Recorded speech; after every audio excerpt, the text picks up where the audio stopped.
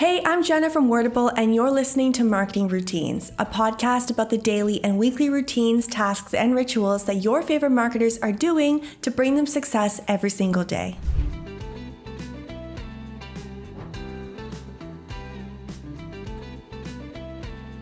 Today, I'm really excited and happy to have Andy Crestodina on to talk about his daily habits and routines as a marketer. Andy Crestodina is a co-founder and the CMO of Orbit Media, which is an award-winning digital agency in Chicago. He's a top-rated speaker at national conferences, and he's also a writer for the biggest blogs on the internet. He's been named in the top 10 online marketing experts by Forbes, top 50 marketing influencers by Entrepreneur, along with many other accolades. He's a mentor at 1871, the #1 incubator in the US, and a guest lecturer and instructor at universities like Northwestern and Loyola. And on top of all that, he's also the author of Content Chemistry, the illustrated handbook for content marketing. We're big fans of Andy here at Wordable and love reading his content, especially his annual blogging survey, and we've worked together on some projects at Wordable's sister agency, User. Now, with all those amazing achievements, it's only natural as a marketer to want to know, how does he do it all? And I think the best place to start is by talking about the daily habits and routines that Andy does as a marketer to get these results that he has. We're going granular with his day-by-day, week-by-week routines and tasks and tools that he uses to give you ideas of different habit experiments that you can try out for yourself. So with that, I'm happy to introduce Andy Crestodina to this podcast.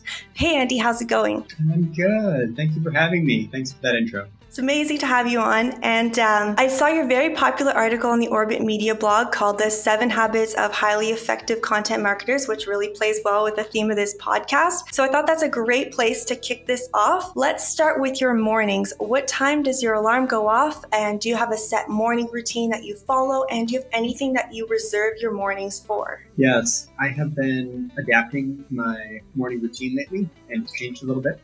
In the COVID era. So let's see. I don't need to set an alarm because my clock just wakes me up. My brain just wakes up. It's 6:15 at the latest. Now, when I'm in the process of rewriting the book, which I have to do every so often, every couple of years, it's much earlier than that. I get up around 5. But right now it's about 6:15. That gives me enough sleep after having spent like an hour with my wife at night, which is really important to me. Alarm goes off. Put on like sweatpants. Go downstairs. Turn on NPR. This is all like psychological triggers. Get on the Peloton. I'm on the exercise bike. So this is like within 2 minutes after waking up. I'm on a 15-minute ride. Well, I'll drink some water first. Then I'm on a 15-minute scenic ride. I have a Peloton, but I don't use any of the spin classes. I don't do any of that. I did it in the beginning just to see what it was like, but I don't need that to motivate me. I don't need someone telling me to be motivated. I'm mostly just like trying to like bang out my best practices for the day.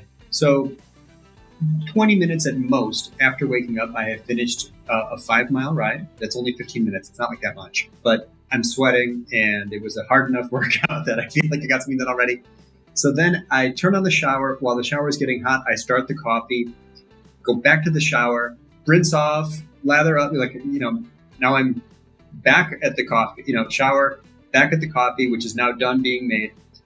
After you pour, it's a French press, so it takes like a couple minutes. So now I'm scanning like my one daily news summary. I can avoid news for most of the day by having just done this one 4-minute thing in the morning while the coffee's brewing, it's a newsletter called 1440. It's like one of those news roundups, like The Skim or one of those type things.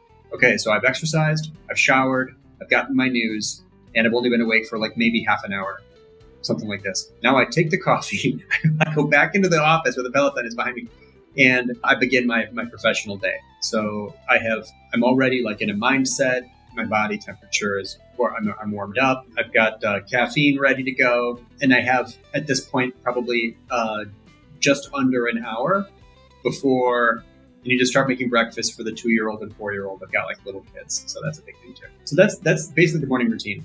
So you said that after that, it's time to sit down and start your professional work. And the first thing you talk about in your article, The 7 Highly Effective Content Marketer Habits, is prioritizing. So especially between things that are urgent and important. How do you do this? And do you have a set time that you look at all of your tasks and work out what you're going to do and when, or if you're going to delegate? And do you have software or tools that help you do this? I'm not using any software or task management tools right now, but I do have a virtual assistant, which is way more affordable than I thought. I should have done this years earlier. Like less than $1,000 a month, you can get a virtual assistant to do the first pass on all of your calendar, on all of your email. handling like research projects, some outreach, like all kinds of important things to taken care of just sort of automatically. So when I sit down, I know I might glance at it first, but I'm not going to spend almost anything in my inbox yet, because on that matrix, the 4x4, right?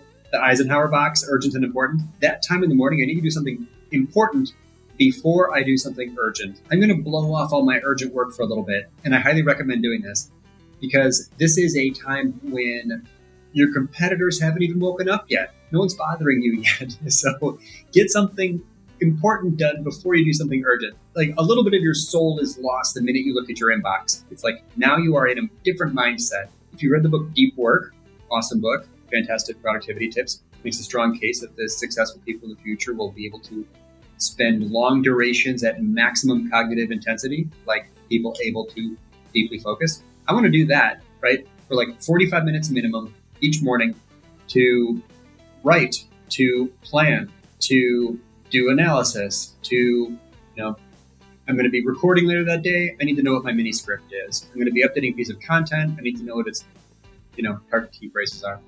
I'm an SEO, I'm a content marketer, I'm a strategist. So I have to do all these things first.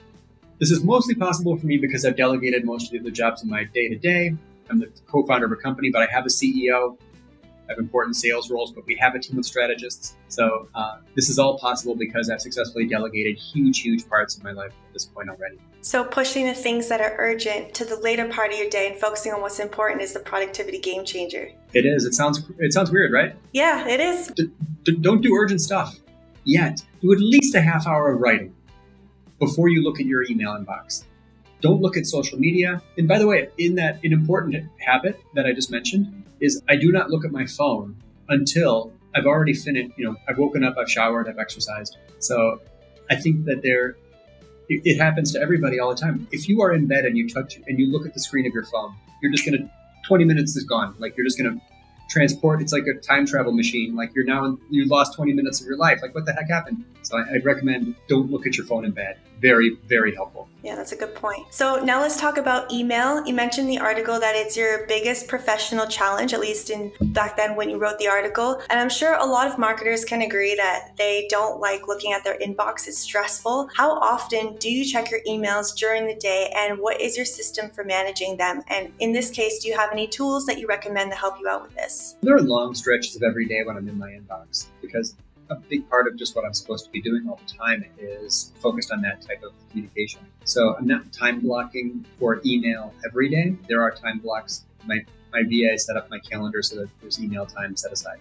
But yes, I'm definitely using tools, and I can't imagine my life if I wasn't using tools to filter and be more productive in email. First of all, my email client is a tool called Superhuman. Have you heard of this? Yeah. Yeah. Okay, good. A lot of people haven't heard of it yet. I think it's still invite only, but if any, maybe you can sign up now. So Superhuman is an email client that adds some very useful functionality to the UI and removes some stuff that you might think is just important, but it's maybe not. So in Superhuman, it does not send you back to your inbox after you've handled a message. It just takes you to the next message.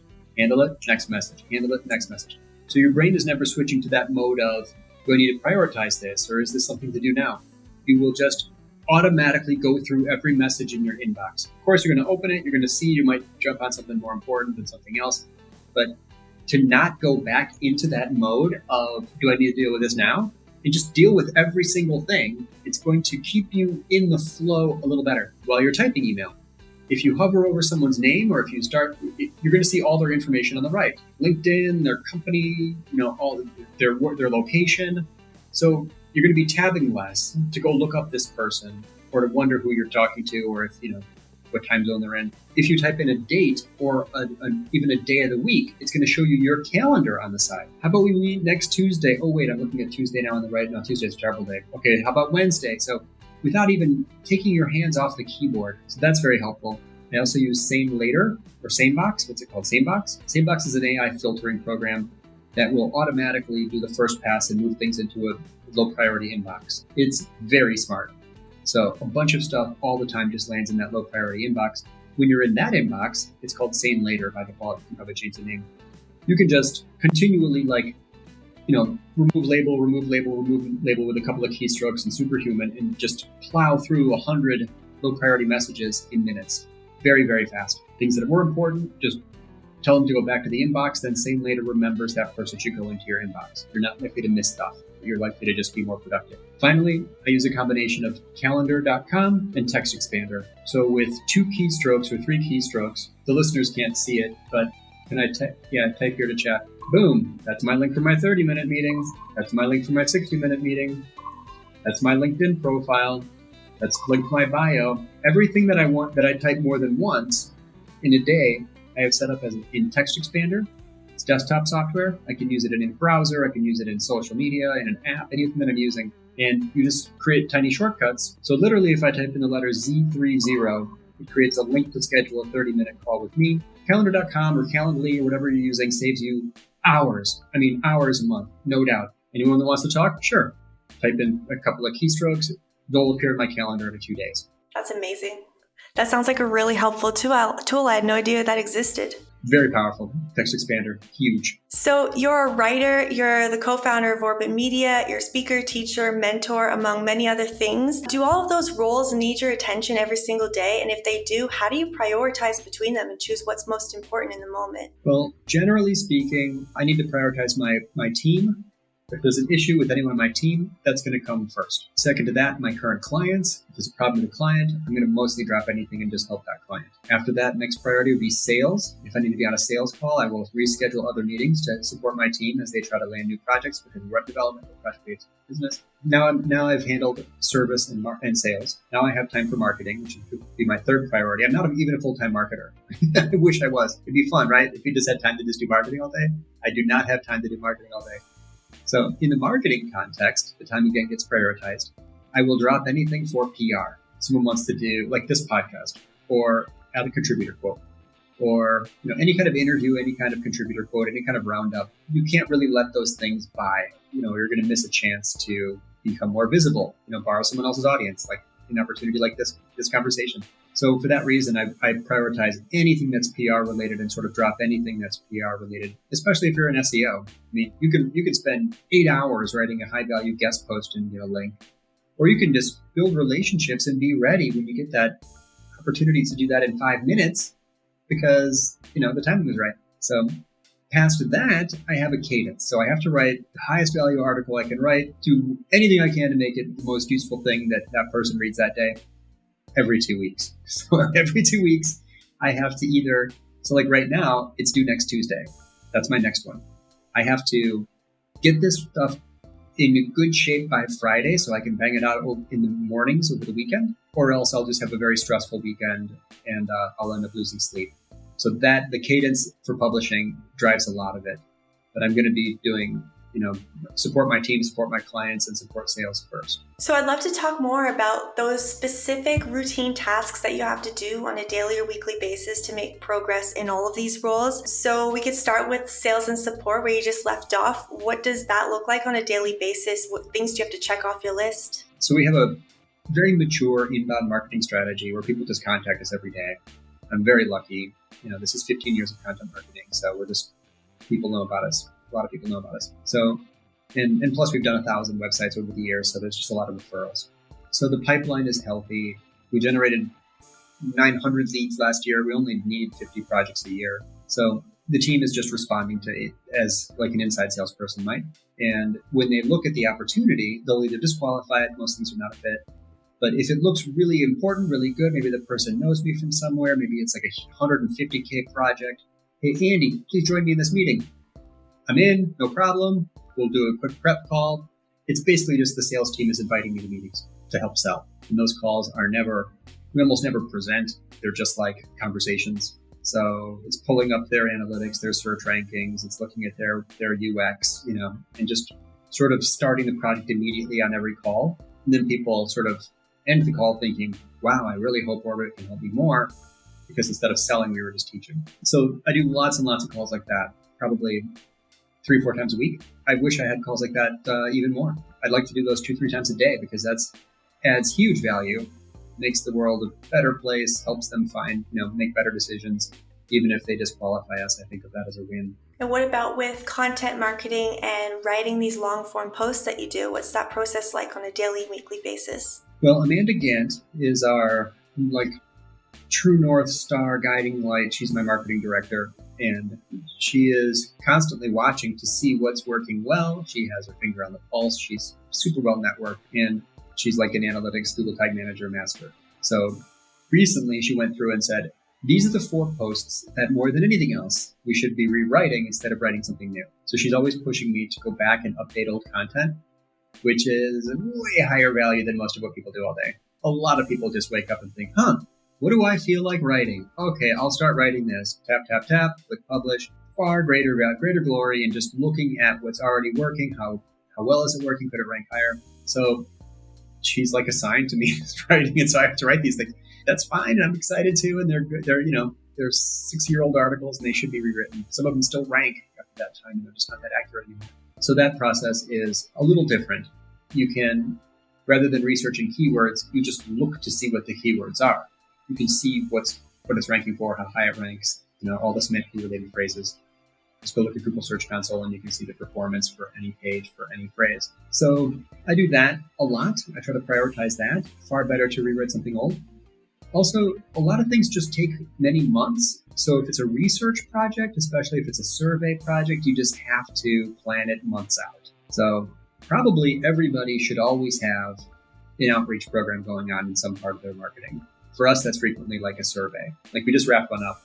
We got 200 visitors to tell us what they want to find on websites, 200 marketers to tell us what they want to show on websites, and showed how those are different things. It took like 2 months to get those people to fill that out. Surveys are hard. So those things you gotta really, there's no such thing as a last minute research project. And what about PR and speaking opportunities? Like you said, this podcast, how does that fit into your daily and weekly routine? Usually someone from LinkedIn. Maybe it was an introduction. Maybe it was just some person who read something or saw something and wants to talk. I never qualify the size of the audience, and I think almost no one does. Well, you're a host. So one question for you, Jenna. Do you ever reach out to someone and they say, I don't know if I want to talk to you. How many downloads do you get each month? Well, fortunately, I have the brands of Wordable and Usurp and Codeless behind me to support this podcast. But I imagine someone just starting from scratch would experience that a lot. I don't know if they do. Really? Or maybe they do. I have friends who've launched podcasts and just people agree to be interviewed without any qualification. I think people just like to be interviewed. So if you want to start a podcast, you can actually shoot pretty high, much higher than me, in your influencer marketing game. I don't know. So at least I don't. So I get an invitation. I type in Z30 or something, whatever my keystrokes are for scheduling a time. And then, the meeting comes up and they send questions in advance sometimes. Sometimes they don't. And I just find myself having conversations. So for those things, I just immediately give them the link and make sure to book time. I suggest, contacting me or my VA if they can't find a time soon enough. I'm just going to make sure that I'm available for those things for sure. That's a good point you brought up. That is a good, starting a podcast and reaching out to these influencers is a good way to get your brand out there, because if they are willing to talk to you, one, you have a new relationship built with them, and then they're likely to share the episode with their audience. So yeah, it's a great idea. 3 reasons. The quality of the content is very high when you talk to experts. The social reach is sometimes good if they agree to share and promote. And finally, the networking benefit to you as the host. Good for the brand. Yes, good for the brand. But here you are right now building relationships. Just keep in touch, or they'll remember you later. Or hey, remember we talked that time? Or you see them at an event. There'll be events again someday. Nice to see you. Finally meet in person.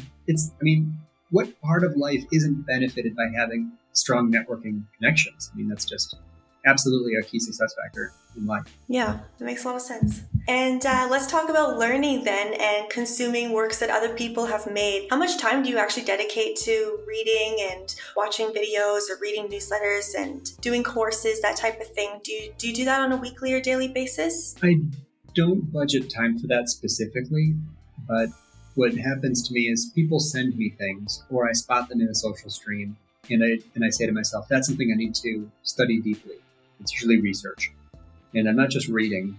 In those scenarios, I'm basically studying. And I'm looking for content that will support other things that I've done, that are refreshes to things I've talked about in the past. And so here's one that I just got. BuzzSumo just repeated their research where they analyzed 100 million social media posts. And they publish in here what words get shared the most. What headline length gets shared the most? What works in Twitter? What works in Facebook? Okay, cool. That's going to take me at least 20 minutes, right, to go through. That's time that needs to be budgeted. And as I read that, I'm going to be pulling out stats and charts and putting those into presentations, planning those for future articles. So it's not time blocked. It's usually early in the day. Maybe not. It's after my writing time. It's probably 2 hours a week minimum. So not that much. Some of the stuff you can get through pretty quickly by scanning. The hard one is when a friend writes a book and says, will you please read my book? That's the toughest ask. And I get it a lot. Probably twice a month someone sends me a book. And I'm worried that they included me in it, or am I in this book somewhere? It's like a test. I got to read the book to make sure that if I was mentioned in it. But in reality, a lot of authors will share a partial manuscript, ask you to write a quick review for it that can be used in the first edition. So they haven't even finished writing the book by the time they're gathering endorsements and quotes. You mentioned Deep Work is one of your favorites. Do you have any other favorite books you recommend? Well, Cumulative Advantage, I'm reading right now. Cumulative Advantage. It's by Mark Schaefer. His last book was excellent. His book, Marketing Rebellion. I thought that's a great baseline for anyone. I read some technical books. Google Analytics Breakthroughs is a good book for kind of technical work. It's like a reference guide. That one stays on my desk all the time. As soon as we're done with this call, I'll think of 4 other books that I recently read and loved. There's a whole bookshelf over there. I don't know how I begin. But mostly, I'm reading what friends are sending to me, which is, sometimes books about sales. Oh, sales books are great for marketers. I'll recommend that. A lot of marketers should go read the Challenger Sale, because it makes the case that our content should be answering questions, not just the ones that are frequently asked, but answering the unasked questions, which is a really clever way to differentiate it in both sales and marketing. The book Challenger Sale is excellent. I'm going to check that one out. Thank you. Sure. And moving on to evenings and weekends, what do you like to do outside of work? And how do you find the balance between work and life? Well, it's automatic almost if you've got little kids. So I'm 49 this year, and I have a 2-year-old and a 4-year-old. So now you know why I need to exercise. Basic fitness, not optional. I've got to, be healthy enough to stick around for this little girl. She's, breathtakingly beautiful, and I have to. So they're just very demanding. They don't let you do other things, right? At least not at that age. So literally, it was about, I had kids for maybe 3 years before they ever even saw me work. It was laptop closed. I don't work if they're around. If they're awake, I'm not working. That's not optional for me. I am 100% focused on family first. I have a couple of advantages. One is that I live close to my office, and so I can get home in 5 minutes on a bike. So a lot of days I have lunch at home with them, which is great. Every morning I make breakfast. That's why I have to do it at 8 o'clock. I have to start working. I have to, by 8 o'clock, breakfast should be mostly ready. And then I have time to play blocks with them in the morning, trying to get her interested in piano. So I play piano for her. I read 10 kids' books a day. Bedtime routine is long, but I'm zero compromise on the family thing. I know that will all change later as they pursue their own interests and occupy themselves. But right now, they're just insanely high maintenance people, Jenna, and that's what I have to deal with, and I love it. So that's your evenings and weekends.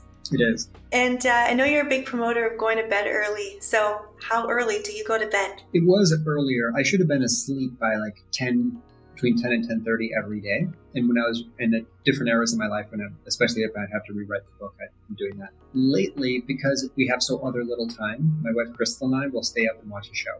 So I'm staying up a bit later and getting up a little bit later and drinking these really nice Manhattans at night while watching shows with her. It's been great. I'm really, COVID has changed a lot of things for us. Drinking cocktails. It's not a productivity tip, but it's a life tip.